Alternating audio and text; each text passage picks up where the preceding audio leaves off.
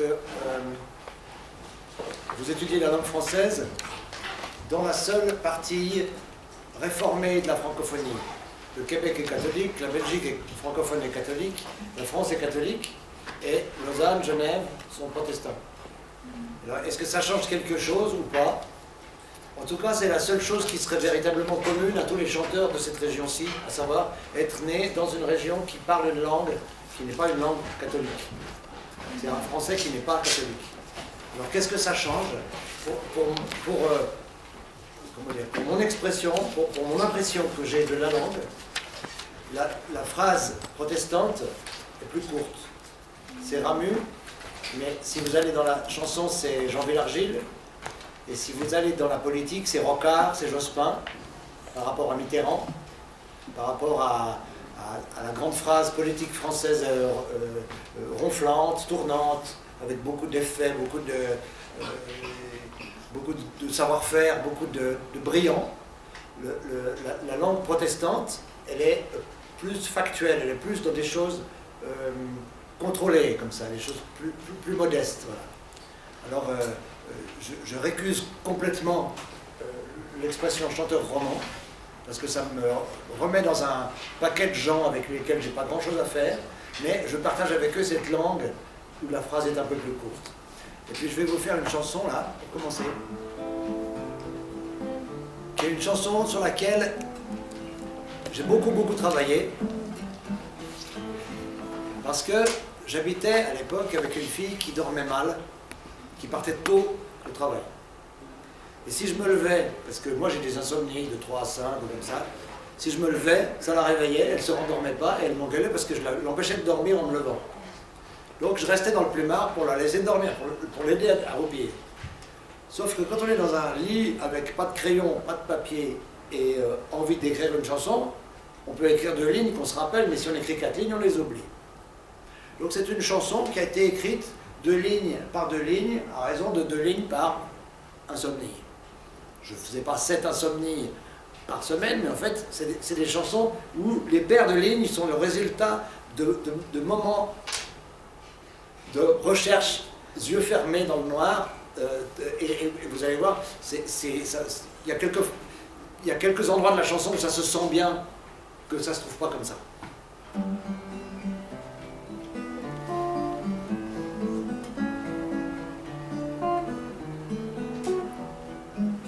Auriez-vous bien voulu vouloir, ou avez-vous vraiment voulu?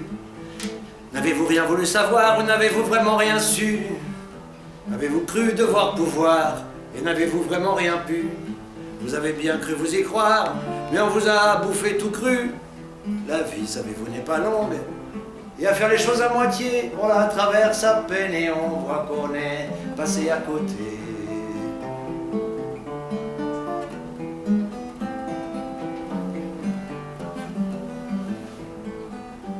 Sans être face à son devoir, on ne peut pas avoir son dû. Quand montait la crue des déboires, on pensait ne voir qu'un début. Moi j'aurais bien voulu m'asseoir, mais pourquoi ce coup de massue? On se retrouve à l'abattoir sans jamais s'être assez battu. La vie, savez-vous, n'est pas longue, et à faire les choses à moitié, on la traverse à peine et on voit qu'on est passé à côté.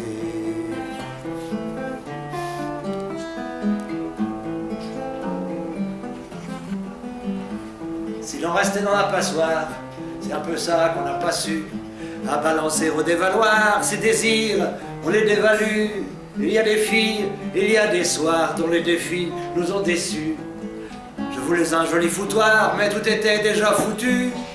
La vie, savez-vous, n'est pas longue, et à faire les choses à moitié, on la traverse à peine et on voit qu'on est passé à côté.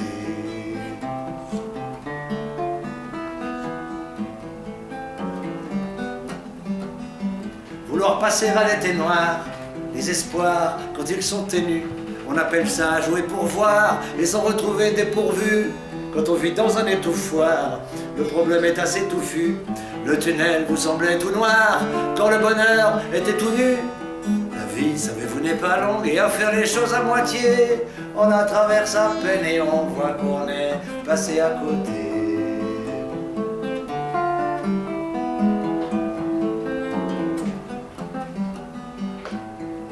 chantons avec les sans-gloire quelques vieilles chansons qui s'engluent dans l'armure de votre mémoire, dans l'armoire de notre âme émue. Si nous pouvions vous émouvoir, ça nous en foutrait plein la vue.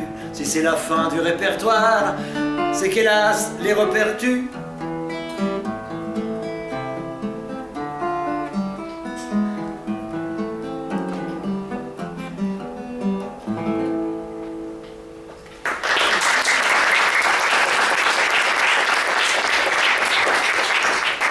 Alors, souvent quand les mots ont la même sonorité au début, c'est parce qu'ils ont la même racine et que leur sens est fait pour aller de pair avec l'autre qui sonne pareil. Mais évidemment, répertoire et repertu, ça part pas du tout du même lieu. Toutes les paires de mots que j'utilise dans cette chanson s'amusent à aller justement chercher le même son dans des racines totalement différentes et qui permettent de s'amuser à voir si les jeux de mots ont un sens, si le jeu sur la sonorité a un sens. Alors, je sais que vous avez travaillé sur l'idée de la rime et à quoi ça sert la rime, mais là, en réalité, c'est souvent, la rime, elle est souvent sur le début du mot. Répertoire et repertu. Oui. Tous ces trucs-là sont des trucs qui vont chercher des sens qui n'ont rien à voir les uns avec les autres et qui s'amusent à se retrouver. Et ça interroge sur le sens des choses parce qu'il y a un hiatus de son qui crée la surprise et qui crée l'intérêt. Et alors on peut se poser la question de la valeur de la rime, parce qu'au XIXe siècle, la poésie, on appelait poésie le fait d'écrire des vers de la bonne longueur et de la bonne sonorité. Et il fallait que la rime tourne bien, il fallait faire de la jolie rime. Et puis la poésie du XXe siècle a voulu mettre ça par-dessus l'épaule en disant ça n'a pas de sens, c'est pas très important. Et les deux ont raison, parce que c'est vrai que quand vous lisez Prévert,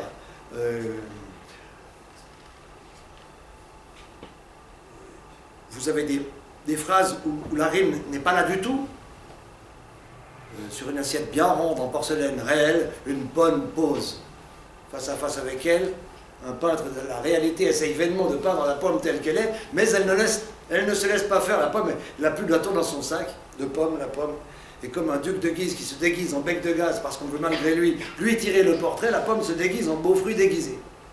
Là, c'est de la poésie où on voit bien que la sonorité est intéressante, mais il n'y a pas de règle, il n'y a pas de césure régulière. Alors que si vous prenez un poème de Charles Cros, par exemple, le poème de Charles Cros va être très, très métrique. Quand nous irisons, tous nos horizons d'émeraude et de cuivre, les gens bien assis, exempts de soucis, ne doivent pas nous poursuivre. On devient très fin, mais on meurt de faim à jouer de la guitare, on est emporté l'hiver et l'été dans le train d'aucune gare. Le chemin de fer est vraiment trop cher, le steamer fendeur de Londres est plus cher encore, il faut beaucoup d'or pour aller au bout du monde. Donc, gens bien assis, exempts de soucis. Méfiez-vous du poète qui peut d'ailleurs enfin vous mettre à la fin quelques balles dans la tête. C'est une rythmique qui est beaucoup plus précise, qui est beaucoup plus exigeante. Et alors, moi, dans la chanson que je viens de vous chanter, la première, c'est une chanson où je m'amuse à me donner d'autres règles qui sont non pas d'aller finir les vers avec le même son, mais de commencer les mots avec des mêmes sons. Et là, je renoue avec le sens premier de la rime, qui est de créer l'écoute, de créer l'attention par la sonorité des choses. Parce que les choses qui riment, si vous les écoutez bien, vous avez l'impression d'entendre des proverbes. La rime donne une sorte de vérité artificielle aux choses. Je ne sais pas ce que je peux vous trouver comme exemple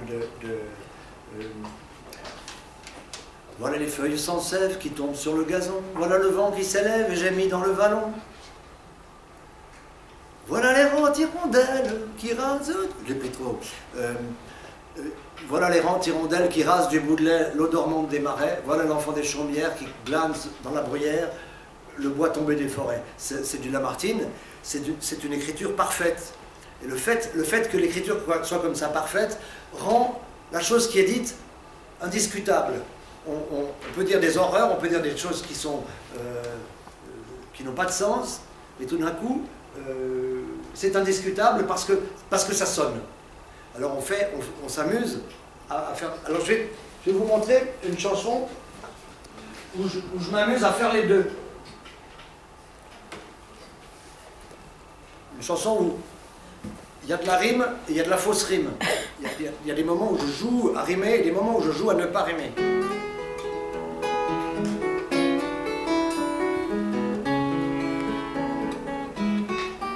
Et quand la rime s'arrête, on se dit tiens, ça rime plus, c'est rigolo.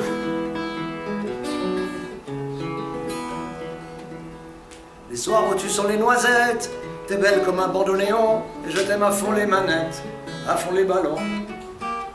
Il y a des matins, tu sens les cendres, et puis la flotte qui est tombée dessus, alors là je t'aime à pierre fendre, à bride abattue. Et puis tout d'un coup, tu sens les sous-bois, la bicyclette neuve, le beurre frais. Là, je pourrais faire n'importe quoi, mais c'est toi qui le fais. Et tout d'un coup, tu sens la mousse, et le bouchon d'un vin nouveau. Et je t'aime à la main comme je te pousse, attire l'arigot. Si tu veux que je t'aime comme il faut, t'as qu'à sentir les haricots cuits. Si tu veux pas que je t'aime comme un con, t'as qu'à pas sentir aussi bon. Si tu veux que je t'aime poliment, il faut pas sentir la jument, le soleil, le sel, le hareng, le gravier, les vieux papiers, les apparts après les vacances, les cœurs de salade, la pâte d'amande, le bois tout neuf pour une charpente, tu sais les chevrons à poser la sûre, l'huile de tronçonneuse et tout le Bataclan, le maïs, la saucisse, le pain d'épices.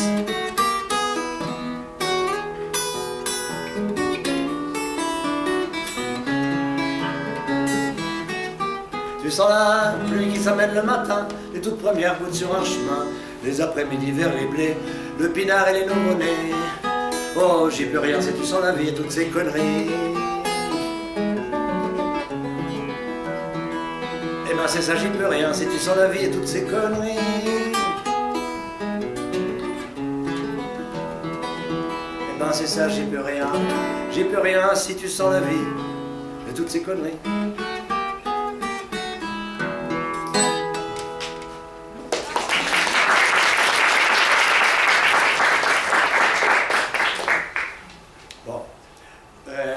J'ai entendu parler d'une question qui s'était posée dans le cours, à savoir pourquoi est-ce qu'on utilise des gros mots. Alors moi j'ai une boutade pour répondre à ça, j'utilise des gros mots pour dire des gros trucs. Mais c'est pas toujours vrai. C'est toujours le problème avec les explications, c'est comme avec les montres. Si vous ouvrez une montre pour sortir les pièces, elle ne marche plus. Donc la poésie c'est pareil, si vous essayez de sortir tous les petits ressorts, c'est plus de la poésie, c'est de l'explication de texte. Et donc on a beaucoup de peine à faire marcher la poésie si on l'explique. Donc j'utilise les gros mots pour dire des gros trucs, c'est évidemment un mensonge, mais c'est un mensonge qui fait penser à quelque chose de vrai. Voilà.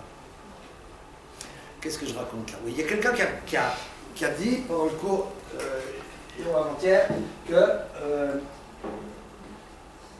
chanson, c'était étonnant de voir que ça pouvait raconter une histoire. Alors, je vais vous raconter une histoire avec une chanson, et après, vous allez me dire si vous savez de quoi ça parlait.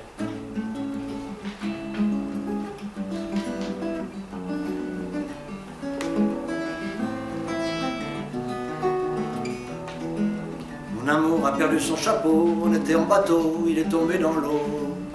Tout ça ne serait pas sérieux si un vent furieux n'avait pris ses cheveux. Mon amour a cassé son vélo, un vieil homme en auto en a fait des morceaux. Tout ça ne serait pas sérieux si le pavé foireux n'était pas si râpeux. Mon amour a bouffé mon cabri, était bien joli, il était un peu cuit. Tout ça me laisse un peu songeur parce qu'il a eu si peur, il m'a brouté le cœur. Mon amour a perdu ses esprits, le jour était si gris, la nuit les a surpris. Et moi je lui porte des fleurs, je lui porte bonheur, j'y suis dans un quart d'heure. Mon amour a perdu son humour, enfermé dans sa tour, elle ne voit plus le jour. Et moi je lui fais des chansons, j'ai bien l'air un peu con d'un tout petit garçon. Mon amour a perdu son chapeau, laissant le sirop.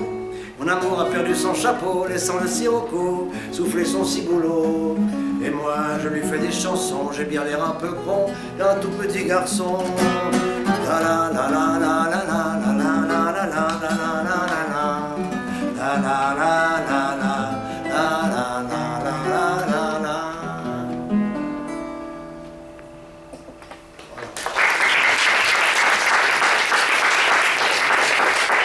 Est-ce que quelqu'un a la moindre idée de ce que ça voulait raconter? Quelqu'un a une impression?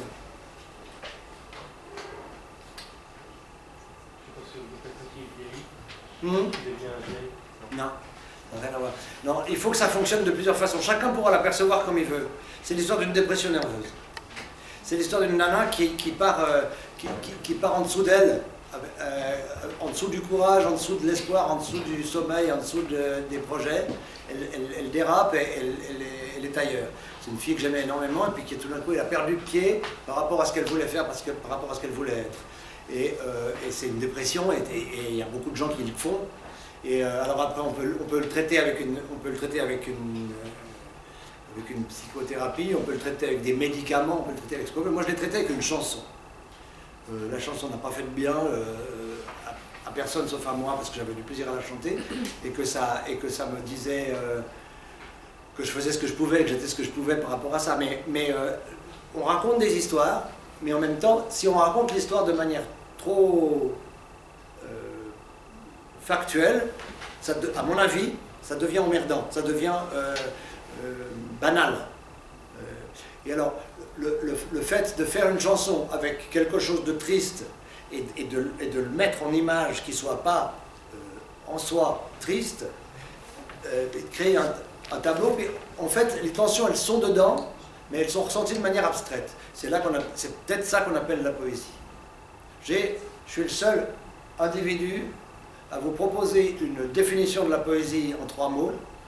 La poésie, c'est le sens imaginaire. Et ça crée un carré.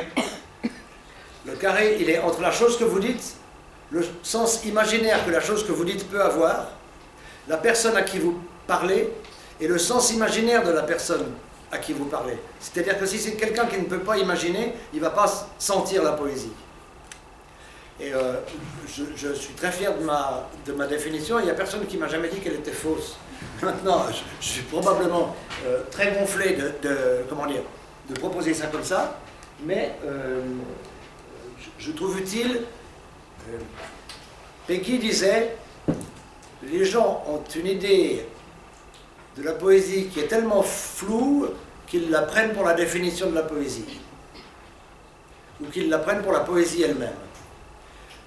Alors effectivement, les gens n'ont pas une idée précise de ce qu'est la poésie, et moi je bosse depuis 40 ans à faire des chansons, et il y a des chansons les chansons que j'écoute des autres, ou les miennes, dans lesquelles je ne vois pas de poésie, et des chansons dans lesquelles j'en vois, et je me ramène toujours à cette histoire de sens imaginaire.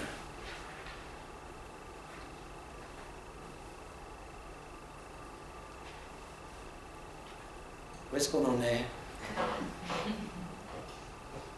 Est-ce qu'il y a une question qui rebondit là-dessus? Oui, l'album Les mots c'est beau. Oui. Ça veut dire quoi les mots c'est beau? Alors, c'était un album que j'ai fait en 87. Je sortais d'avoir fait un premier album qui s'appelait Les plus grands succès de Sartre-Lorrain, pour embêter le monde. Après quoi, j'ai fait un album qui s'appelait Les pulls de ma poule. Et après, je cherchais à rebondir. Et on essayait de comprendre qui j'étais dans le paysage de la chanson dans cette région.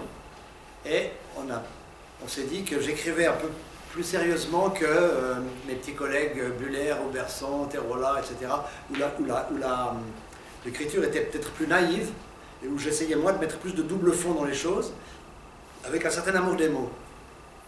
Et pour rebondir de cet amour des mots sur une définition, on est parti sur les mots c'est beau parce que ça sonne.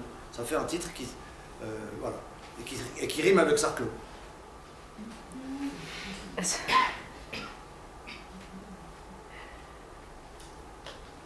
Et les mots c'est beau, c'est pour dire que le langage a une fonction. Enfin, il y a une vertu dans les chansons que vous composez. Alors, une question que posent souvent les journalistes qui ne savent pas quoi poser comme question, c'est est-ce que vous écrivez d'abord les paroles de la musique? Et évidemment, je suis moi un type de texte, je suis un type j'ai des guitares sur les genoux très, très souvent à la maison, quand les invités commencent à me casser les pieds, on est à dîner, je vais chercher une guitare et je me la mets sur les genoux, je fais n'importe quoi avec, mais je m'emmerde moins quand j'ai une guitare sur les genoux. Mais cela dit, quand je rentre dans un chantier chanson, c'est pas par la musique, c'est par l'idée, oui, le mot idée est juste. Il y a la pensée et il y a l'idée. La pensée, c'est dérouler ce qu'on sait, ce qu'on a appris à penser, ce qu'on a appris à faire. L'idée,